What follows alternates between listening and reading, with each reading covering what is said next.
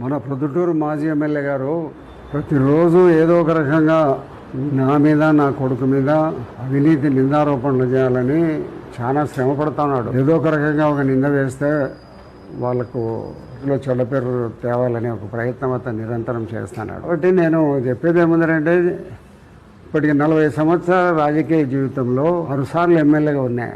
6 సార్లు ఎమ్మెల్యేగా ఉన్నప్పుడు ఎవ్వరూ ప్రజలు ఇదో ఈ తప్పు ప్రొద్దుటూరులో ఈయన చేసినాడని ఎక్కడ కూడా ఎవరు చెప్పే పరిస్థితి లేదు. వేలెత్తి చూపటి విధంగా నిజాయితీగా ధర్మబద్ధంగా నా కోసం నేను బతుకుతూ ఉండాలి. నేను కానీ నా కుటుంబ సభ్యులు కానీ ఎక్కడ కూడా నిజాయితీని వదిలిపెట్టకుండా నిజాయితీ కోసం ఎన్ని ఇబ్బందులు ఉన్నాయి ఎన్ని కష్టాలు ఉన్నా కూడా ఓడ్చుకొని నిజాయితీగా జీవిస్తాను. ఎక్కడ కూడా ఎవరి దగ్గర చేయి సాపిన పరిస్థితి లేదు.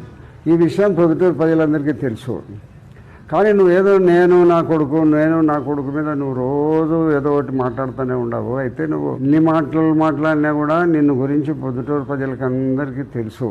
మేకవన్య పులివి నువ్వు. నీ యొక్క పరిస్థితి 10 సంవత్సరాల్లోనూ మొన్న గత 5 సంవత్సరాలు అధికార పార్టీలో ఉన్న కాలంలో నువ్వు చేసిన ఎన్నో అన్యాయాలు, అరాచకాలు, అవినీతి పనులు, లంచగొండి పనులు ఎన్నో రకాలు నువ్వు చేసినావు. ఇవన్నిటిని గుర్తుపెట్టుకుంటారు ప్రజలు. ఏదో మర్చిపోయినారని నువ్వేమన్నా అనుకుంటున్నావేమో కానీ ప్రజలందరూ గుర్తుపెట్టుకొని ఉంటారు. జీవితాంతం నిన్నుగా మర్చిపోరు. ఎందుకంటే ఒకవేళ నేనైనా కూడా ఏదైనా కొంతకాలం తర్వాత నన్ను మర్చిపోవచ్చాము, కానీ నీలాంటి అవినీతి పరుని ఎవ్వరు జీవితంలో మర్చిపోయిన పరిస్థితుల్లో ప్రజలు గుర్తుపెట్టుకుంటారు. కాబట్టి నువ్వు నిరంతరము నా కొడుకు మీద నువ్వు నిరంతరం ఏవో రకరకాలుగా చెప్తా ఉండవు. ఏదో మహేష్ అని ఉన్నాడు, కాంట్రాక్టర్లలో మహేష్ కాంట్రాక్టర్ వర్క్స్ చేసుకుంటున్నాడు.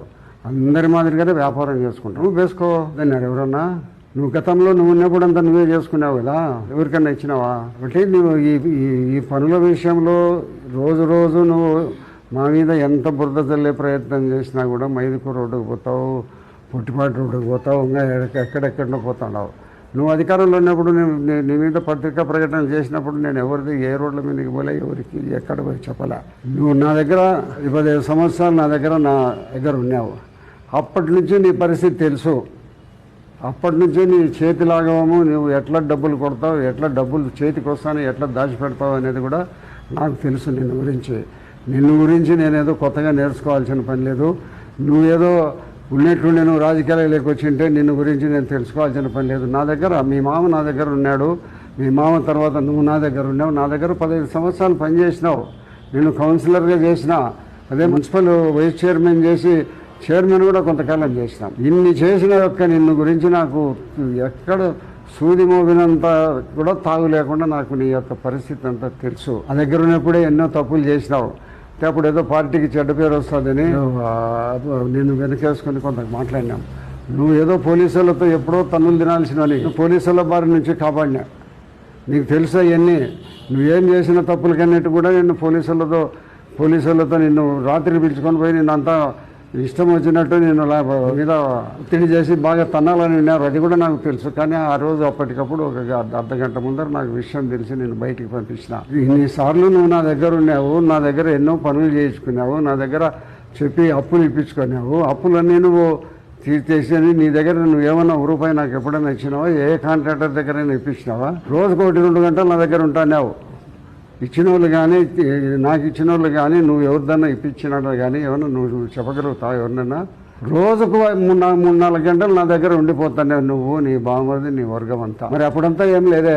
ఇప్పుడు నువ్వు దూరంగా పోతానగానే నువ్వు ప్రతిపక్ష పార్టీ వైఎస్ఆర్సీపీలో ఉంటానగానే మాట్లాడతావా? ఈ యొక్క అల్లి పుట్టిల్లు మేనమామకు తెలుసునని చెప్పినట్టుగా నీ యొక్క గుట్టు రట్టు మొత్తం నాకు తెలుసు. ఏదో వాళ్ళ మీద ప్రమాణం చేయి, వీళ్ళ మీద ప్రమాణం చేయ, నాకేం కర్మ పట్టింది? నువ్వు ఈ దేశంలో ప్రపంచంలో ఉన్న దేవుళ్ళందరి మీద ప్రమాణాలు ఓట్లు అయిపోయినాయి. వర్షాల కాడ నీళ్లు పోసుకొని పోయి దేవుని దగ్గర ప్రమాణం చేసిన పెద్ద మనిషి నీతో మేము పోటీ పడాలంటే పడే పరిస్థితి మాకు లేదా? మేమేదో నిజాయితీగానే జీవిస్తాం, నిజాయితీగానే చచ్చిపోతాం. ఎన్ని ఇబ్బందులు, ఎంత ఆర్థిక పరిస్థితుల్లో మేము ఇబ్బందుల్లో ఉండబడినా కూడా ఎక్కడ కూడా ఒక సూది మోపినంత ఎవరైనా సరే పొద్దుటూరు పట్టణంలో కానీ, జిల్లాలో కానీ, రాష్ట్రంలో కానీ చూపిస్తే నేను తల ఉంచుకుంటాను. ఎంత ఏం చెప్పినా నువ్వు లేవు. నువ్వు నా మీద ఏదో రోజు మాట్లాడతానమ్మా. ఎన్నిసార్లు మాట్లాడినా కూడా ప్రజలేం నమ్మే పరిస్థితుల్లో నన్ను గురించి 40 సంవత్సరాల నుంచి నేను రాజకీయ జీవితంలో ఉన్నాను. పొద్దుటూరులో ఎటువంటి క్రిమినల్ పరిస్థితులు పొద్దుటూరులో ఉన్నాయి. ఒకప్పుడు కొంతమంది వ్యక్తులు ఈ పొద్దుటూరులో ప్యారల్ గవర్నమెంట్ నడిపే పరిస్థితుల్లో ఉండేది. అటువంటి పరిస్థితుల్లో నేను రాజకీయాల్లోకి వచ్చిన. బాంబులు వేసుకున్నాం, బాంబులు తయారు చేసుకున్నాం, జైళ్ళలో పడినాం. అయినప్పటికీ కూడా నిజాయితీ వదలలే. ఈరోజు వరకు వదలను. పెద్ద ఆర్థిక ఇబ్బందుల్లో ఉన్నాం మేము, కానీ అయినా కూడా నిజాయితీ వదలను. నిజాయితీగానే ప్రజలకు నేను నమ్మకంగా, నా మీద నమ్మకం కలిగి 6 సార్లు నన్ను ఎమ్మెల్యేగా ఎన్నుకున్నారు. అటువంటి ప్రజలకు నేనేదో తప్పు చేసిన వాడైతే నన్ను ఎన్నుకుంటారా? నేను తల ఎత్తుకొని చెప్పుకోగలనా?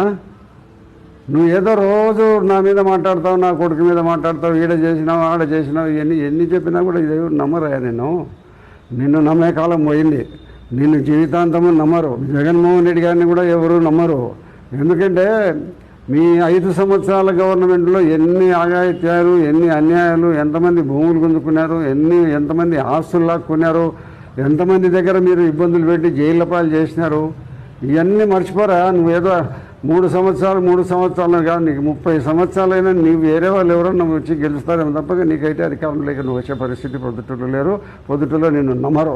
నేను రాజకీయాల్లో లేకున్నా నేను ఉన్నంత వరకు నువ్వు ఏ పార్టీలో ఉండబడినా నేను నీకు ఎప్పుడు వ్యతిరేకంగా ప్రచారం చేస్తాను. ఈ యొక్క పరిస్థితులు నాకు 30 ఏళ్ళ నుంచి నాకు తెలుసు, 35 ఏళ్ళ నుంచి నాకు తెలుసు. నిన్ను గురించి సర్వస్వం నాకు తెలిసిన పొద్దుటూరులో నేనే ఎవరు లేరు. వాళ్ళ కుటుంబ సభ్యులు, వాళ్ళ రామేశ్వరులు ఎవరైనా తెలిసినామో తప్పక ఎవరు లేరు. నేను నీ యొక్క అంతో ఆంతర్యము టోటల్గా నువ్వు ఎంత లాఘవంగా నువ్వు డబ్బులు కొడతావు, ఎంత మంచి మాటలతో నువ్వు నమ్మించి నువ్వు డబ్బులు కొడతావు అనేది నాకు తెలుసు. నువ్వు ఏదో నేను సత్యహరిశ్చంద్రుని లేదా నేను నిజాయితీగా ఉన్నాను అని రోజు మా మీద మాట్లాడుతుంటే ఎవరు నమ్మేవారు లేదయా. కూటమి ప్రభుత్వం వచ్చిన తర్వాత ఎన్నో అభివృద్ధి కార్యక్రమాలు చేసినావు. 100 చిల్లర అభివృద్ధి కార్యక్రమాలని చెప్తుంటాడు ఆయన. ఎక్కడ నీవు 100 చిల్లర అభివృద్ధి కార్యక్రమాలు ఏడ ఏం చేసినావు? గ్రామీణ ప్రాంతాల్లో ఒక రోడ్డు వేసినావా? నేను పుట్టపర్తి సర్కిల్ నుంచి ఇక్కడ మైదుకూరు రోడ్డు వేసినావు, నీళ్ళు పోతాడా? మేము చేసినాం చూడు, కాలువలు ఎంత విస్తీర్ణం వెడల్పు పెట్టి మేము కాలువలు చేస్తున్నాము. పొట్టిపాటు రోడ్డు వేస్తున్నాము, ఎర్రగుంట రోడ్డు వేస్తున్నాం, పొరపాటు రోడ్డు వైండింగ్ చేస్తున్నాము. నువ్వు డివైడర్లు పడగొట్టుకోవడము, కట్టడం, ఎక్కడైతే డబ్బు ఎక్కువ వస్తుందో ఆ పనులే చేసుకున్నావు. మున్సిపాలిటీలో లూటీ చేసినావు నువ్వు, నీ బావమరిది, అందరూ మొత్తం లూటీ కొట్టినారు. ఈ పుట్టిల్లు మేనమామ కెరకని ఏదో అంటారే, ఆ మాదిరిగా నిన్ను గురించి తెలుసు. 35 ఏళ్ళ నుంచి నువ్వు నా దగ్గర 15-16 సంవత్సరాలు నా దగ్గర నువ్వు శిష్యరికం చేసినావు. ఈ బావమరిది నువ్వు అందరూ రామేశ్వరం అంతా కూడా. నువ్వు ఏదో ఈ పొద్దు నేను బయటికి పోయినానని నా మీద రోజు మాట్లాడుతూనే ఉంటావు. చంద్రబాబు నాయుడు గురించి రోజు మాట్లాడతావు. ఏం నువ్వు చంద్రబాబు నాయుడు గురించి మాట్లాడేది అర్హత నీకుందా? పోలవరం రేపు 27లో నీళ్ళు ఇస్తామంటున్నారు. 5 సంవత్సరాలు నువ్వు ఏం చేసినావు? పోలవరానికి ఏం చేసినావు? చంద్రబాబు టైంలో పట్టిసీమ కడితే పట్టిసీమ కట్టిన దానివల్ల మీరందరూ గమనించండి. ఈరోజు గోదావరి నుంచి నీళ్లు తీసుకొని వచ్చి ప్రకాశం బ్యారేజ్లో నీళ్ళు వేసి దాదాపు 1,00,000 ఎకరాలకు నీళ్ళు ఇస్తున్నారు. మిషన్ల కోసం ఇది పట్టిసీమను మొదలుపెట్టి కట్టినాడు. పట్టిసీమలో డబ్బులు సంపాదించుకున్నారని నువ్వు మాట్లాడినావా లేదా? ఈరోజు పట్టిసీమనే ఈరోజు ప్రకాశం జిల్లా బ్యారేజ్కి నీళ్ళు వస్తున్నాయి. రోజు 7 టీఎంసీల నీళ్ళు వచ్చే పరిస్థితిలో ఉంది. కాబట్టి నువ్వు ఏదో నా మీద, మా కుటుంబ సభ్యుల మీద ఎన్ని ఆరోపణలు ఏం చేసినా కూడా ఈ ప్రభుత్వము, చంద్రబాబు నాయుడు గారి ప్రభుత్వంలో నేను ఇంకా 3 సంవత్సరాల వరకు ఉంటాను. 3 సంవత్సరాల వరకు నేను అభివృద్ధి కార్యక్రమాలు నిరంతరము సమీక్షిస్తూనే ఉంటాను. అభివృద్ధి కార్యక్రమాల కోసము మీ యొక్క నాయకుడు జగన్మోహన్ రెడ్డి పరిపాలనలో రాష్ట్రం లూట్ అయిపోయింది ఆర్థిక పరిస్థితి. అయినప్పటికీ కూడా ఏదో ఉన్నంతలో కొంత డబ్బులు తీసుకొని వచ్చి అభిప్రాయాలు అభివృద్ధి చేయాలని మేము తపన చేస్తున్నాం తప్పక నిరంతరము 360 రోజులు, సంవత్సరానికైతే 340 రోజులు నేను ప్రజలకు అందుబాటులో ఉంటాను. ప్రతిరోజు ఇక్కడ కానీ ఇంటి దగ్గర కానీ అందుబాటులో ఉంటాయి. ఏదన్నా విజయవాడనో ఎప్పుడన్నా హైదరాబాద్ పోతే 2 రోజులు 3 రోజులు పోయిరావడం తప్పక నాకు వేరంటి లేదు. నిరంతరము ప్రజాసేవే. నా కొడుకు నాకంటే నిజాయితీపరుడు. నేను చెప్తా, ఎవరింటికన్నా పోతే పోయినానికన్నా కూడా పోతే వెళ్తాడు వాడు, దానికి కూడా పోనంటాడు. నువ్వు ఏదో ఎన్ని రకాల అభియోగాలు మా మీద మోసినా మమ్మల్ని ఎవరు నమ్మే పరిస్థితులు లేరు. ఈ ప్రభుత్వము, నీవు, నీ జగన్మోహన్ రెడ్డి రాబోయే రోజుల్లో మరొకసారి ఆంధ్రప్రదేశ్లో ప్రభుత్వం ఏర్పాటు చేస్తామని కలలు కంటాడావు. ఈ కలలైతాయి. నీవు మళ్ళా పొద్దుటూరు ఎమ్మెల్యేలు నిన్ను విశ్వసించి మరొకసారి ఓట్లు వేస్తారనే పరిస్థితి నువ్వేమని అనుకుంటున్నావేమో.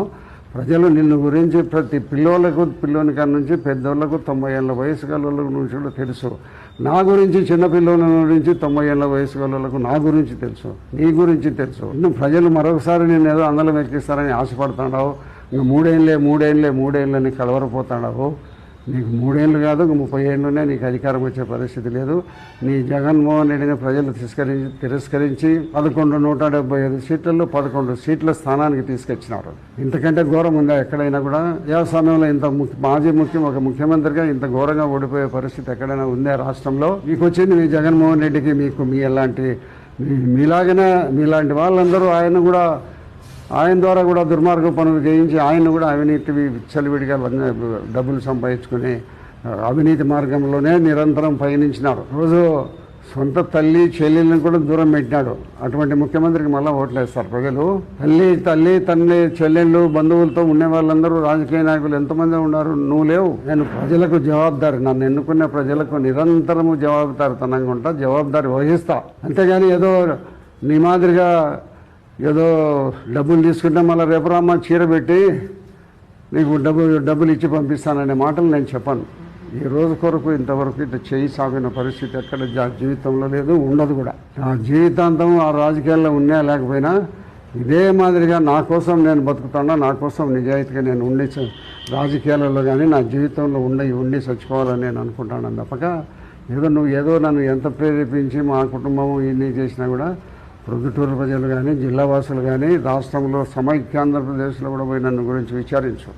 కాబట్టి నువ్వు ఎన్ని నేర ఆరోపణలు చేసినప్పటికీ కూడా నన్ను ఎటువంటి పరిస్థితుల్లో కూడా ప్రజలు అవినీతి ముద్రపై నువ్వు వేయాలనుకొని ఎంత వేసినా కూడా జరగదు. అది నీ యొక్క ప్రభుత్వము నిన్ను మరొకసారి మళ్ళీ రాణించే పరిస్థితుల్లో ఆంధ్రప్రదేశ్ ప్రజలు లేరు. నువ్వేదో కళలు కంటాడో 3 ఏళ్ల తర్వాత మాదేని మళ్ళీ 3 ఏళ్ల తర్వాత నాదని. కాబట్టి నేను ప్రజలు తిరస్కరించినారు. నీలాంటి వాళ్ళు ప్రొద్దుటూరుని పడితే ప్రొద్దుటూరు పరిస్థితి ఎట్టుంటుందోనేమో, ఎంత ఇబ్బందులు పడే పరిస్థితి, ప్రజలు ఇబ్బందులు పడే పరిస్థితి వస్తుందని నేను గురించి తెలుసు.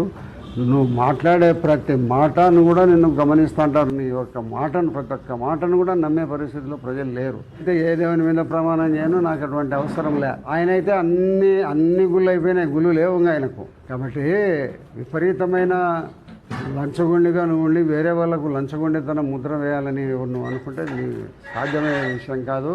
నువ్వు రోడ్ల మీదకి పోతావు, రోడ్ల మీద ఏం చూస్తావు? నువ్వు ఉన్నతాధికారులకు ఫిర్యాదు చేయి.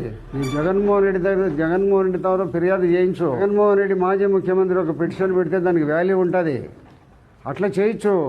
నువ్వు మాకు కాంట్రాక్ట్ రాలే, ఇంకా బిల్లులు కూడా రాని రోడ్డు మీద పోయి నువ్వు పోతావా?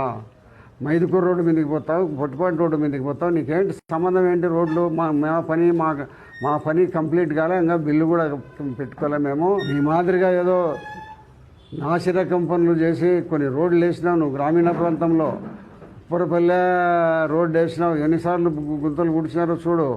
కానీ బొజ్జోరపల్లెకి రోడ్డు వేసినావు, ఎన్నిసార్లు గుంతలు పుడిచినారో చూడు. అరకటవేముల రోడ్డు వేసినావు చూడు. ఎక్కడైనా కూడా మా కాంట్రాక్ట్ కానీ మేము చేసే ప్రతి పనిలో నిజాయితీ ఉంటుందా? అయితే కాంట్రాక్టర్ నిజాయితీగా 100 రూపాయలు రోడ్డు వేస్తాడని మేము చెప్పాం.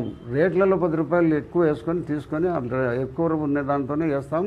రోడ్డు 95%, 90% నిజాయితీగా వేస్తాం. అంతేకాని నువ్వు నేరారోపణలు చేసేది నువ్వు ఉన్నతాధికారులకు పెట్టు, ఉన్నతాధికారుల నుంచి విచారణ చేయమను. విజిలెన్స్ ఉంది, విజిలెన్స్తో ఎంక్వైరీ చేయొచ్చని.